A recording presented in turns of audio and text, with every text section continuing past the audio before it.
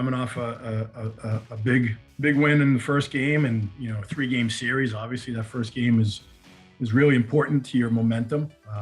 But again, your momentum is as good as your next day starting pitcher, next game starting pitcher. Whoever loses that first game, they get up in the second game. And it's really about how you respond to that.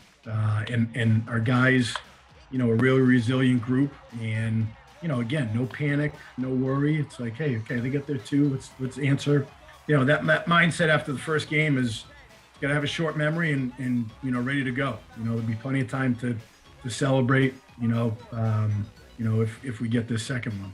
Sophomore out of Colorado lines the second pitch into the gap in left center, and this will bounce off the wall. Serena rounding second. I don't remember like a whole ton of plays, to be honest, of my college career or in general of my career, but that one specifically I do remember, and it was pretty deep, so I automatically went back and tagged. I had it easy going to third, so I'm kind of jogging into third, head down. I kind of peek up, and I see Coach Boretti at third he must have been waving his arms 1,000 miles an hour. Let's go. And I'm like, no way. Steph is just, between him and Spear, they're probably the 2 most fun guys on the team to catch just because of their command. And, it's almost like a video game where you're calling a pitch and it just goes where it's supposed to go every time. And it's really fun to work with someone behind the plate like that. And, Steph is a guy who had been, a stud for us his whole career, and knowing that we had someone like him with his caliber and his pitches coming out of the pen,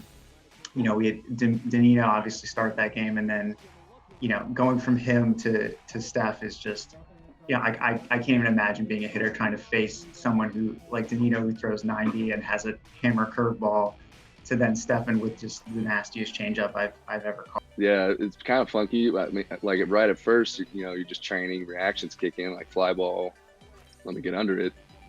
And then kind of when I was under it, it's come down. I was like, oh, dang, like this is the end of the game. This is a championship right here. And then that tiny little second that don't drop it pops in your head. But being a good competitor, you kind of, get that out of there, catch it, and then look up and everybody's celebrating. Man, it is. So as a catcher and whoever's pitching at the moment, you're at the bottom. So it's really fun for the first 5 seconds. And then when you start getting the outfielders doing like 360 dunks on your back, then you start to get the pumps.